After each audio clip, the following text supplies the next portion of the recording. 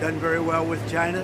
We're going to have a meeting with President Xi. চীনে যাওয়ার আগে ডোনাল্ড ট্রাম্পের মুখ দিয়ে কেন মিষ্টি মিষ্টি কথা বের হচ্ছিল তা বোঝা গেল। দেশটির উপর শুল্ক জুলুম চাপিয়ে আলোচনায় আসা মার্কিন প্রেসিডেন্ট হঠাৎ কেন চীনা প্রেসিডেন্ট শি জিনপিংকেই বন্ধু ডাকা শুরু করেছেন তাও এখন পরিষ্কার। চীনের বিরল ধাতুর উপর যুক্তরাষ্ট্রের যে অতি নির্ভরতা, সেখানেই লুকিয়ে আছে আসল রহস্য।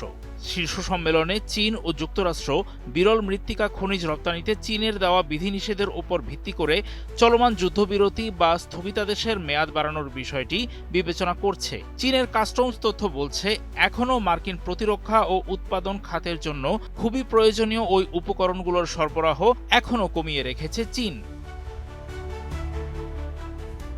রেয়ার আর্থ নিয়ে চীনের কড়াকড়ির ফলে যুক্তরাষ্ট্র সহ বিভিন্ন দেশে যে ঘাটতি ও উচ্চ মূল্য দেখা দিয়েছে, তার মূলে কিন্তু প্রেসিডেন্ট ডোনাল্ড ট্রাম্প নিজেই। তার লিবারেশন ডে শুল্কের পাল্টা ব্যবস্থা হিসেবে বিরল ধাতু রপ্তানিতে বিধিনিষেধ আরোপ করেছিল চীন। বর্তমান পরিস্থিতি ট্রাম্পের অপরিণামদর্শী আচরণেরই দীর্ঘমেয়াদী প্রভাব। বিমান, প্রতিরক্ষা, বেসামরিক ইলেকট্রনিক্স এবং বৈদ্যুতিক গাড়ি সহ বিভিন্ন শিল্পে ব্যবহৃত শক্তিশালী চুম্বক তৈরির জন্য নির্দিষ্ট কিছু বিশেষায়িত বিরল ধাতু প্রয়োজন হয়। এগুলো কেবলমাত্র চীনেই বড় পরিসরে উৎপাদিত হয়। এই উপকরণগুলোর উপর বেইজিংয়ের নিয়ন্ত্রণ এখনও সবচেয়ে কঠোর। চীনা কাস্টমস তথ্য অনুসারে heavy rare earth, yttrium, dysprosium এবং টার্বিয়ামের রপ্তানি 2025 সালের এপ্রিল থেকে শুরু হওয়া নিয়ন্ত্রণের আগে 12 মাসের তুলনায় এখনও প্রায় 50% কম। গত এক বছরে মোট রেয়ার আর্থ রপ্তানি প্রায় পুরোপুরি স্বাভাবিক অবস্থায় ফিরে আসায় এই বিশেষ উপকরণগুলোর ঘাটতির বিষয়টি চাপা পড়ে গেছে।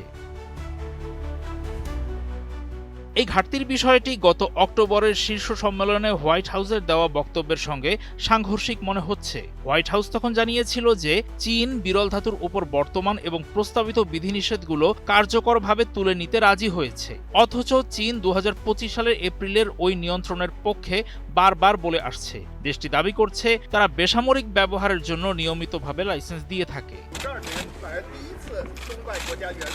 এখন এই দুই অবস্থানের মধ্যকার দূরত্ব এবং দক্ষিণ কোরিয়ায় হওয়া চুক্তির মেয়াদ বাড়ানোর বিষয়টি ট্রাম্প ও শি জিনপিংয়ের আলোচ্যসূচিতে থাকবে। মার্কিন প্রেসিডেন্ট ডোনাল্ড ট্রাম্প এবং চীনা প্রেসিডেন্ট শি জিনপিং যখন সরাসরি বৈঠকে বসবেন, তখন এসব আলোচনার পাশাপাশি বোয়িং বিমান এবং যুক্তরাষ্ট্রের কৃষি ও জ্বালানি পণ্য কেনার বিষয়গুলো আলোচনায় থাকতে পারে।